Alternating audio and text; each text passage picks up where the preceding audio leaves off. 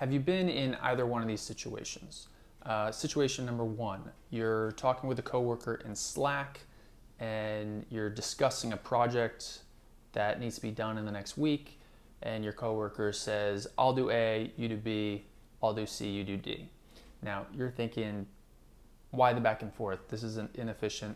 How about I'll just do A, B, C, you do D, E, F, and we'll be done.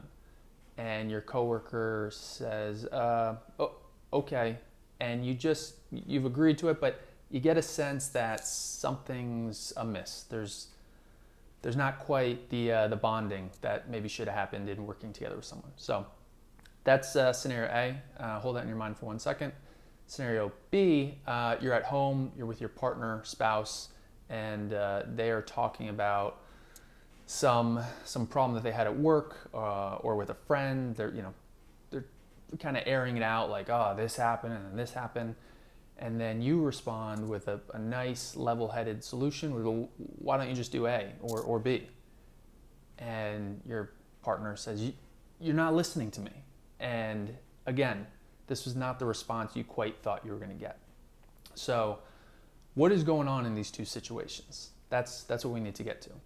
In both these situations, you were being logical, and the person you're talking with, it seemed like that's not quite what they wanted. So what's the issue here? The issue is that even though people are speaking the same language, a lot of times, maybe even most times, people are looking for different values. So while your value might be efficiency, getting things done, being productive, maybe the other person is looking for something slightly different. So your coworker in Slack, maybe what they were actually looking for was collaboration or an opportunity to kind of bond a little bit more.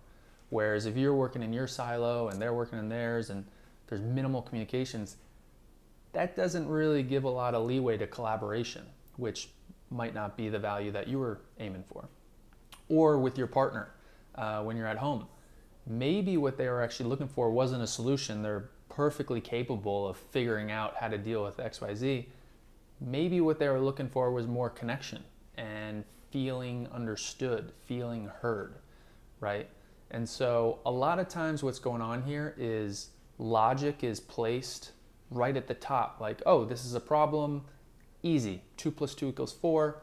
Why don't you just write down 4? That's the answer, right? But what the other person is really looking for is more of their emotional needs to get met.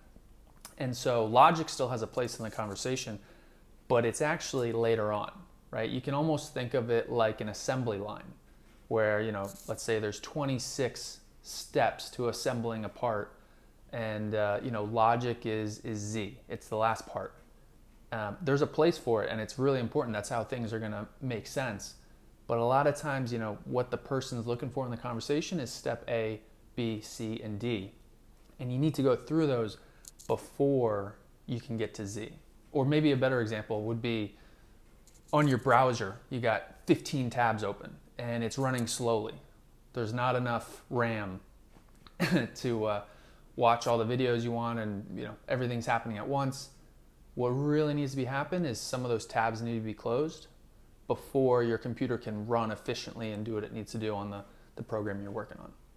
So just as an example or an experiment, next time you're with your coworker or spouse, you can even try today if you want. It doesn't have to be a super emotional conversation, but take a step back mentally and just, instead of responding with a solution, trying to give the person what it sounds like they're looking for, take a step back and observe and just say what you're observing. So in the example with a coworker on Slack, it sounds like you're happy to collaborate, or sounds like you're looking to make this a little bit more fun than just a project.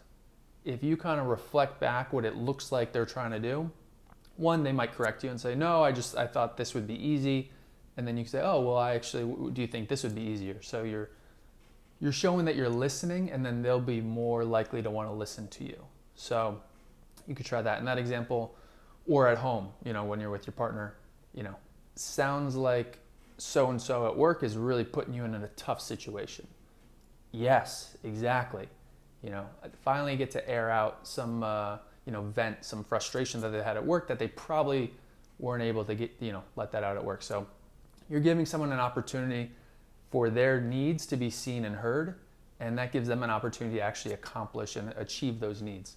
And people will really appreciate that. So I found this super valuable since I discovered it. I'm gonna make another video on the tactics and skills of exactly how to do this so that it's received in a really beneficial way. You can almost think of it like levels in karate or jiu-jitsu. There's the white belt, yellow belt, et cetera, to the black belt. If you just go and try it and reflect it, you're at the white belt level, you'll get some good results and people will appreciate it.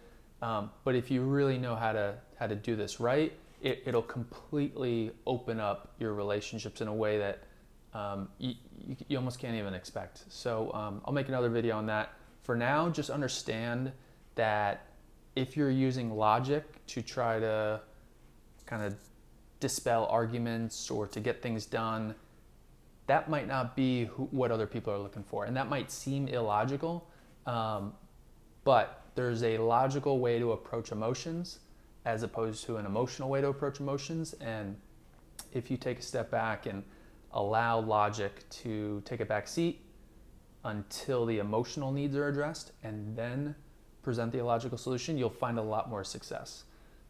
So let me know how this works out for you, and stay tuned for the next one.